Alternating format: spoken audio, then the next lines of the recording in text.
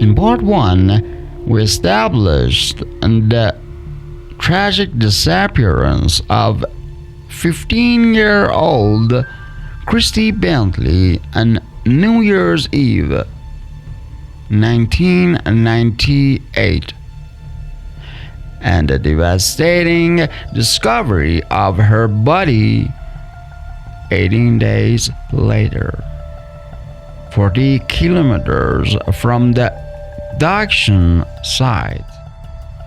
Today, we confront the core of this cold case, the misplaced suspicion, and the killer who was allowed to walk away.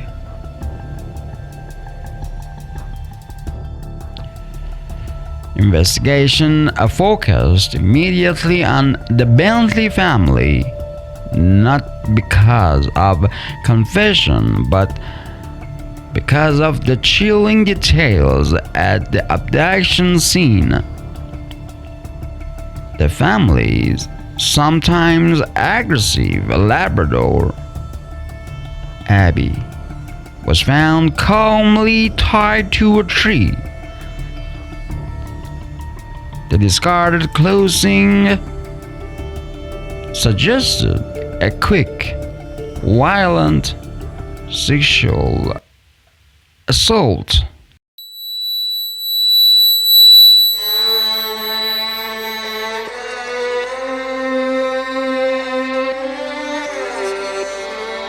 But clues pointed investigators to one inescapable conclusion. The killer was someone Abby knew and trusted. This suspicion identified when Kristy's father, Sid Bentley, and his son, John, lied about their movements on New Year's Eve. Their lie wasn't about a murder. It was hiding about a small illegal cannabis patch nearby. But to police, this small act of deception screamed guilt.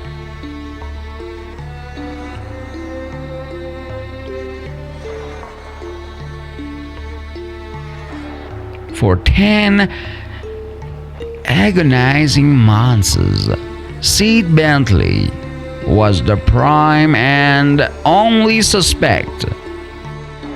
He was interrogated for hundreds of hours. His home was searched repeatedly, yet no forensic evidence, no legal, no logical motive, and no physical proof could ever link Sid or John to the murder or transportation of the body to the remote Reka, Georgia.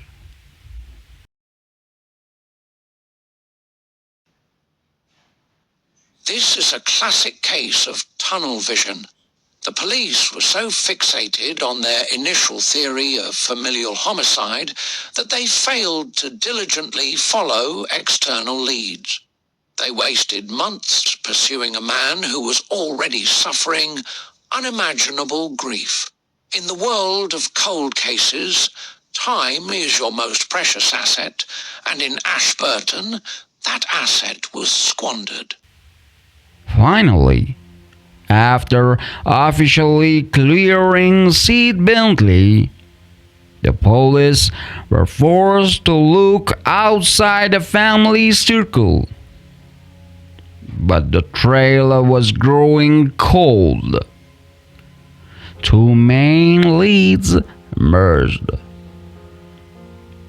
First, there was the sighting of an old, faded green Hummer van seen lingering in the area around the time of the abduction. Despite the public appeals and anonymous tips naming potential local owners, the van and its driver were never definitely identified or linked to the crime. Second, the case became entangled with an infamous local criminal, Russell John Tolley. In 2014, Tolley, a drifter known to live rough in the area in the Reykjavik, Georgia, walked into the local work and income office and murdered two staff members.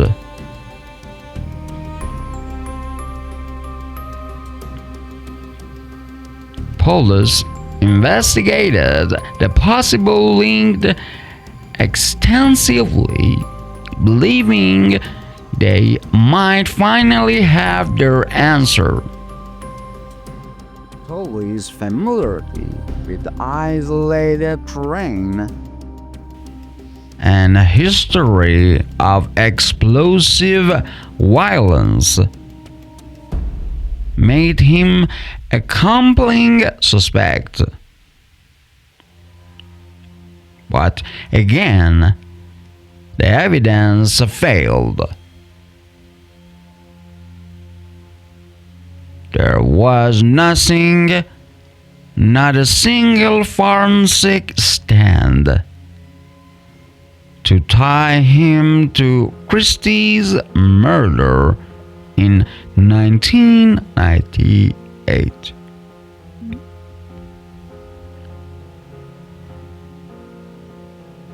He was a killer, but not her killer. The human toll of this unsolved case is devastating.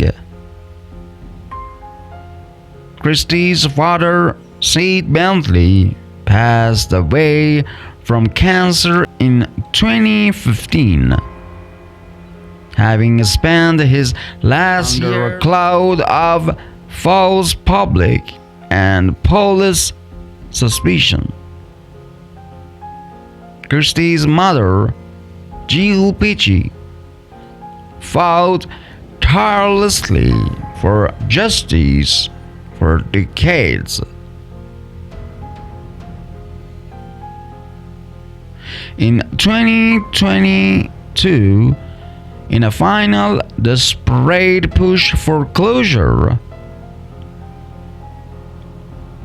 the New Zealand police announced a reward of $100,000 for information leading to a conviction. This massive incentive was a recognition of the case's complexity and failure of past investigations.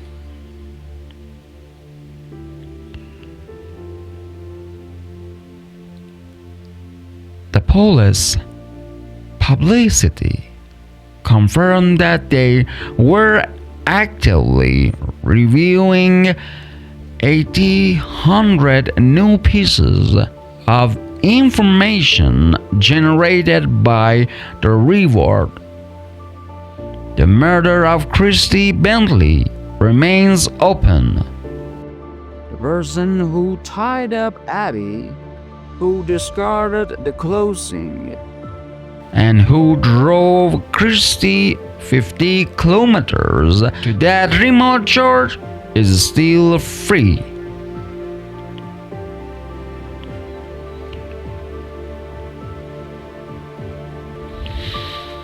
This is hard, you know? This is hard.